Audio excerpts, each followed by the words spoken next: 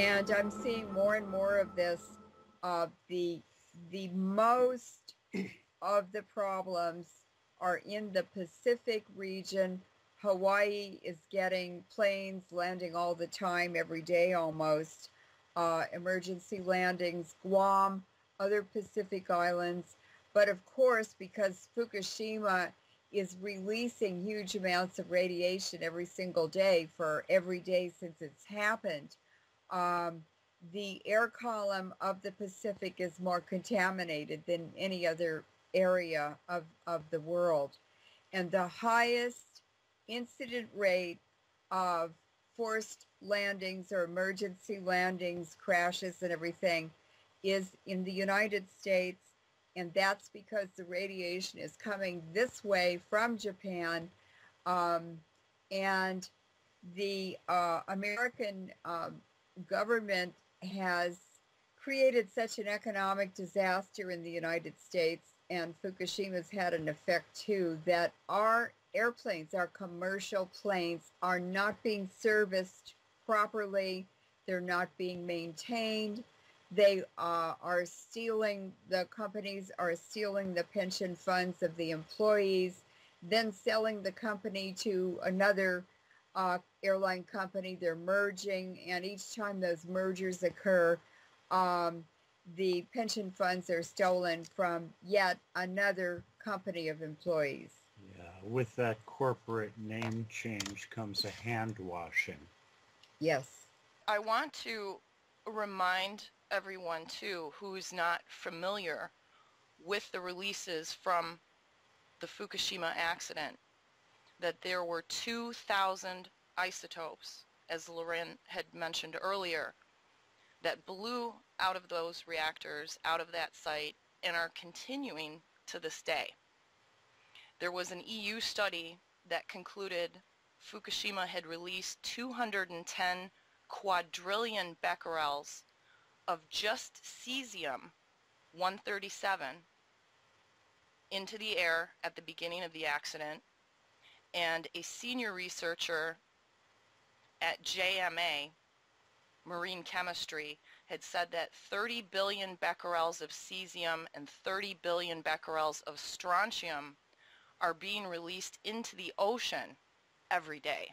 Yes. And from what we know just about cesium chemistry, cesium reacts rapidly with water. It actually becomes exothermic.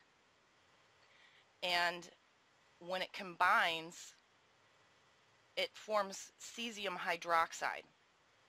Cesium hydroxide has a very strong base, and it rapidly etches the surface of not only semiconductors like silicone, but it's very corrosive to glass. And we have historic evidence of this happening during weapons testing. There was an article that appeared in the St. Petersburg Times on April 17th of 1954, following the Castle Bravo hydrogen bomb, which was detonated on March 1st of 1954 at Bikini Atoll in the Marshall Islands. It was the most powerful nuclear device ever detonated by the United States. It was about 1/3 the energy of the Tsar Bomba, and it had a yield of 15 megatons of TNT. And in the days following, in the weeks following, there were pockmarked windshields that became an international incident because of this nuclear test. And I'll read this directly from the article. Reports of pitted or pockmarked automobile windshields spread south to Olympia, the capital of Washington, and north across the Canadian border to Victoria, British Columbia today. At the same time, the menace appeared to be growing throughout northwest Washington as reports of damaged windshields swamped police switchboards. They had car dealerships that were calling in. People who had their cars parked outside and on the streets. Everywhere that there were cars parked, they were having these pockmarked windshields. The police cruisers were noticing the same thing. It said in this article, investigations into the mysterious phenomenon thus far have not produced an answer to what is causing the windshield suddenly to show up with pits of varying size. Theories range all the way from simply defective glass to harmful industrial ash and to fallout of dust from H-bomb tests in the Pacific. In London, they had had a similar outbreak of these pitted windshields over a 2-year period, and an investigation from the authorities showed what they thought was mass hysteria. Well, they reported as mass hysteria. And you're right, Christine. I've seen the article that you're talking about, and I was looking back through what are called the morgue files at newspapers.com, and I found many other examples of that one, which also reminded me about the car trips we used to go on. I grew up in the 50s, and we used to go out on car trips, and one of the things that I would see in the countryside of Pennsylvania, for instance, and Ohio, that variety of thing, were the roadside signs to come in and see the two-headed cow or the two-headed chicken or the this or the that, the number of co-joined births that were immortalized in roadside signs in America in the 50s and the early 60s are staggering. And what I've been doing since Fukushima happened is collecting every story that I can find in the media all over the world that indicates another conjoined twin was born. And this is not just humans, it's in animals too. And I've been plotting those on maps. And the conjoined twinning has always been very, very rare until those are the Siamese twins that they would put in traveling circuses and so forth. And basically pre-1900, actually 1898 is the pre-human man-made radiation period. And there is radiation that exists in the environment from minerals in rocks that through sedimentation processes that breaks down. They get into rivers and lofted into the air, and it gets into people's bodies and causes birth defects, but very, very, very rarely. And when they started bomb testing, they polluted the whole entire planet, including lower orbital space, with man-made radiation. And so the health effects globally have been horrendous, but they've been much higher in the United States because the U.S. government detonated over 1,200 nuclear bomb tests at the Nevada test site. And that radiation contaminated every person in the United States. And there are many families with multi-generational now health effects, birth defects, and so on as a consequence of the bomb tests. So when they're talking about bomb tests and nuclear technologies, they're talking about how much the technology costs to build, to mine the radiation and blah, blah, blah. But no one ever talks about the human cost. And that is much higher than any other dollar and cents amount which is normally talked about. When they analyzed at the Seattle Police Laboratory this material that was found on the pitted windshields, the chief of police said that the particles were something like the drippings from the end of a soldering iron. So, I mean, if this was doing this to glass, you know, what was it doing to people? What was it doing in the food supply?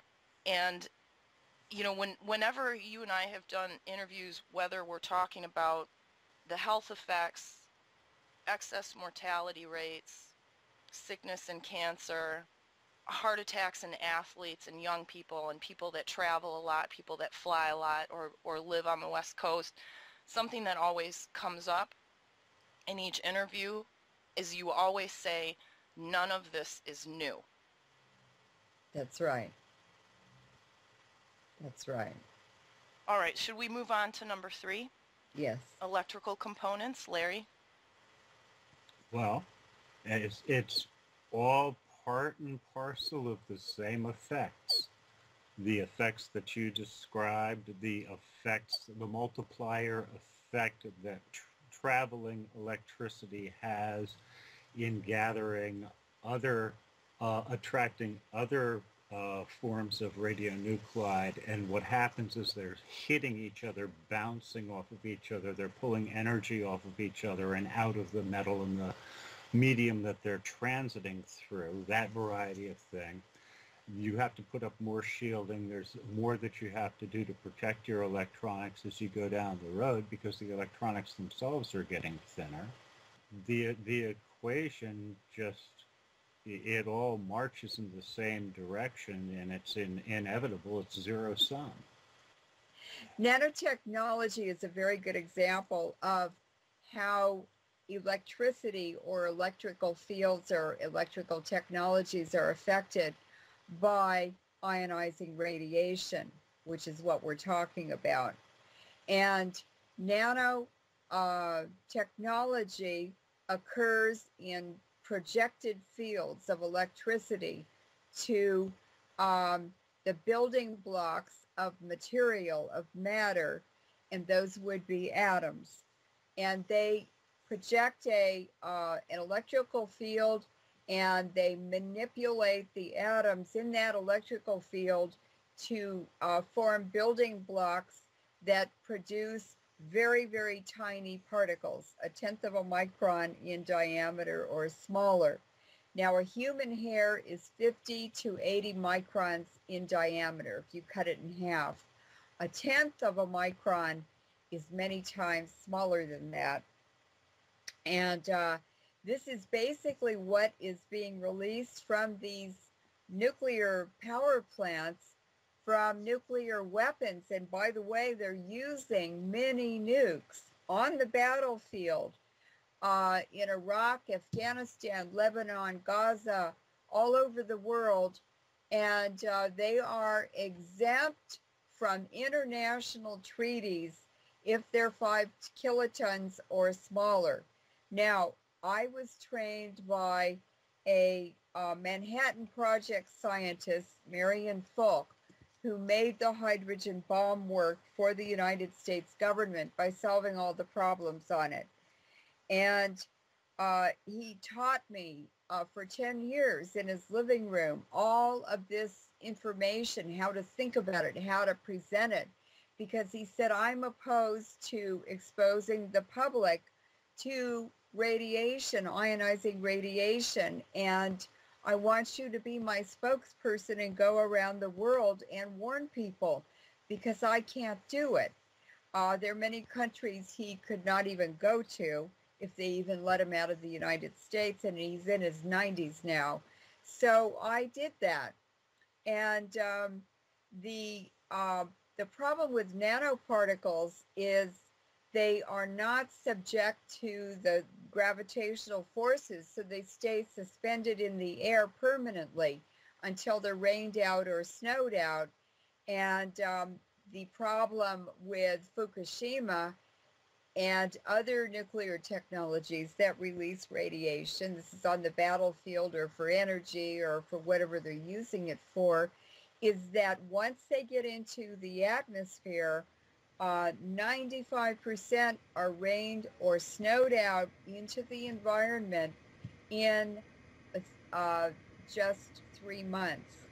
And with the nuclear bomb tests that injected the radiation high into the atmosphere, 85% of it is still up there. Only 15% of the radiation made it down into our environment. And look at the effects of just 15% to human health and well-being in the United States.